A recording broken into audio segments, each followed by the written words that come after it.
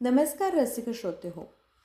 आपल्या शब्दछंद क्रिएशन्स या यूट्यूब चॅनलवर अरुणा ढेरे लिखित कृष्ण किनारा या पुस्तकाचं क्रमशः वाचन आपण ऐकत आहोत. कृष्ण किनारा या पुस्तकातील राधा या कथेचा भाग 6 आणि अंतिम भाग आज आपण ऐकणार आहोत. वाचक स्वर आसावरी बर्वे. चंद्र कलतो आहे, वारे गार आहे. उत्तर रात्रीनंतर आता एक मधला प्रहर आला आहे. पहाटे पूर्वीचा आणि रात्रीनंतरचा प्रहर. पुळणीवर चालून राधा थोडी दमल्यासारखी झाली आहे, थोडी मलूल झाली आहे. एके ठिकाणी ती वाळूतच बसते. म्हणते, दूर राहिलं रे आपलं देऊळ. कृष्ण वळून पाहतो. दृष्टीच्या टप्प्यात कुठेच नसतं ते लहानचं देऊळ. परतून जाऊया तिकडे, आत्ता पहाट होईल, कृष्ण तिला सांगतो. ती दमली आहे थोडी. तो पाहतो तरी उठवतो. हळूहळू परतीच्या वाटेवर तिला घेऊन चालू लागतो.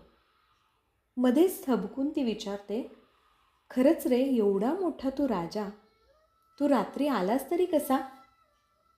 म्हणजे रागानं नव्हे, खरं विचारते मी. तुला विचारलं नाही कुणीही? कृष्ण थांबून हसला.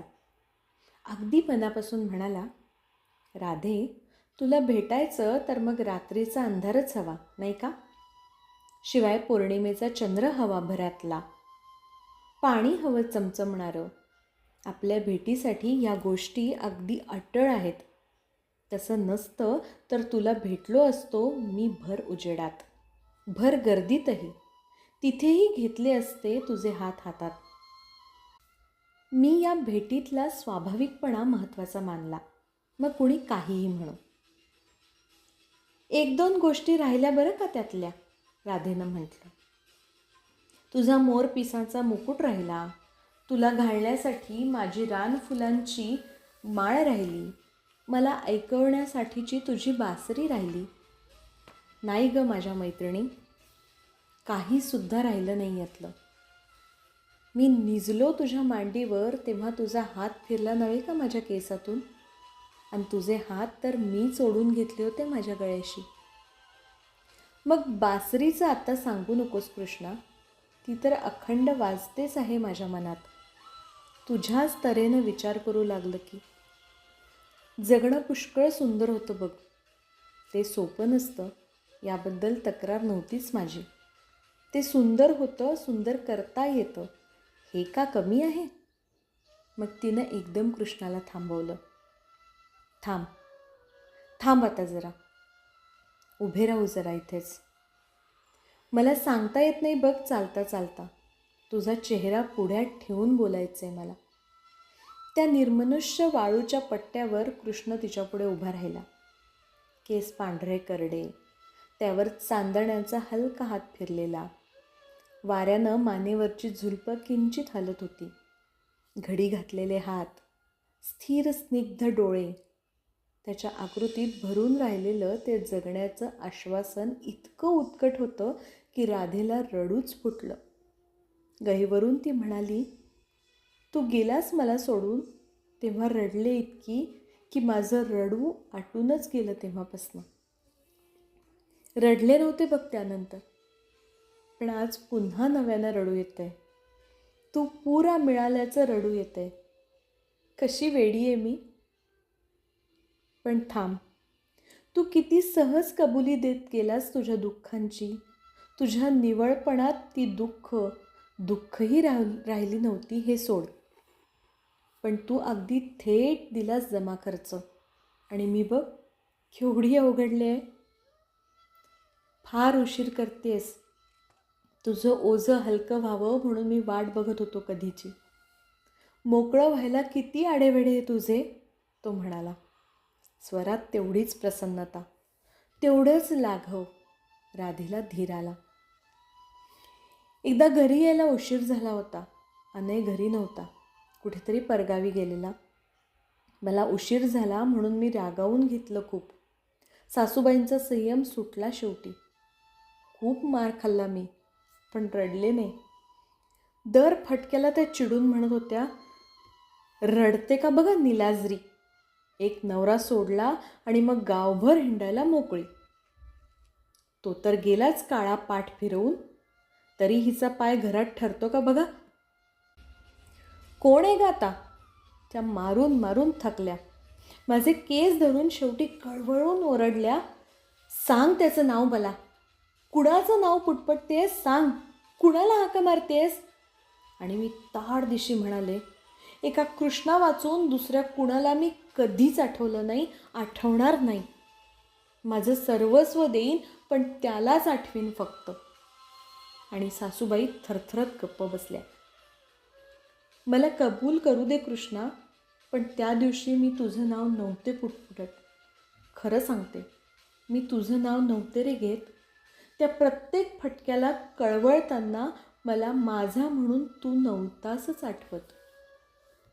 ठाऊक आहे मला, कृष्णानं शांतपणे म्हणाला. केवढा ताबा होता त्याचा आपल्या आवाजावर. काय? राधा चकित झाली. होय राधे, तुझ्या चाचरण्यातून तू सांगण्यापूर्वीच मी ओळखलं होतं ते. पण वेडे, अनय हे माझंच, मला एक चिरवांछित रूप आहे हे तुला ठाऊक कसं नाही? माधवा, राधा त्याच्या खांद्याचा आधार घेत स्वतःला सावरत म्हणाली. चंद्र पश्चिम क्षितिजाशी अगदी फिकट होत गेलेला. पूर्वेवर किंचित पिवळं पाणी चढलं होतं. अजून पुरतं उजाडायचं होतं. अजून काळोख पुरता हटला नव्हता. अजून रात्रीची स्वप्न पुरती हटली नव्हती.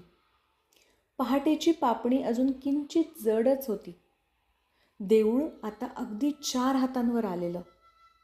राधेला पाय ओढताना पाहून कृष्ण आता कळवळला. उचलून नेऊ का तुला पूर्वीसारखं, असं म्हणाला देखील. पण तिनं हातानंच नको म्हटलं. ती कशीबशी पायऱ्यांपर्यंत आली आणि जवळजवळ कोसळल्यासारखीच मटकन खाली बसली. तिची नजर चटकन कृष्णाच्या पावलाकडे गेली.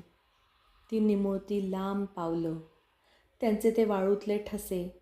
तिने एकदम वाकून त्या पायापासांची वाळू उचलली, मुठीत घट्ट धरली. मग पदर पुढे ओढत त्याच्या एका टोकाशी बांधून टाकली. कृष्णानंही मग आपला हात पुढे केला. हे रे काय? मला हवी आहे ती थोडी.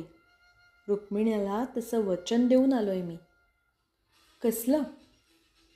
समुद्रावरची वाळू आणायचं? अविश्वासानं राधेनं मानेला झटका दिला.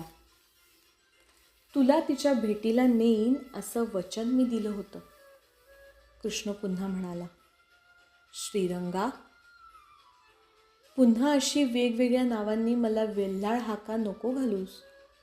द्वारकेचा हा समुद्र माझ्यासाठी कोरा राहू दे, त्यानं तोडत म्हटलं. इतका हळवा झालायस तर येतोस का पुन्हा गोकुळात?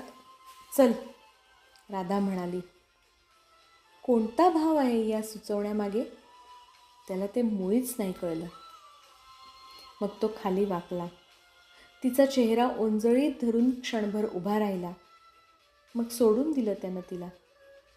तिनं हात उंचावले. त्याचा शेला पुन्हा त्याच्या खांद्यावर दिला आणि त्याच्या हाताची मूठ मिटत म्हणाली, वाळू नव्हे, पण ही शिंपली मिळाली बघ छानशी, ही जा घेऊन. त्यानं तळवा पसरला. एक किंचित गुलाबी झाकेची चिमुकली जोड शिंपली त्याच्या हातावर होती. डोळे मिटून काहीतरी मोठं त्यानं आत परतवलं आणि म्हणाला, येतो राधे. आणि राधा चमकली. निरोप मी घ्यायचा कृष्णा? मी आले आहे तुझ्याकडे की की भलतंच काही आहे तुझ्या मनात? पण आता कृष्ण उत्तर द्यायला तिथे थांबलाच नाही. मागे वळूनही न पाहता तो झपझप चालत दूर जात राहिला. त्याला पाठमोरं पाहताना राधेला खूप दाटून आलं. त्या अजूनही निर्जन किनाऱ्यावर ती एकटीच त्याला पाठमोरं पाहत होती. एकटी नव्हे, खरं म्हणजे ते विलक्षण दृश्य पाहण्यासाठी सूर्य आता क्षितिजावर येऊन उभा राहिला होता. धन्यवाद.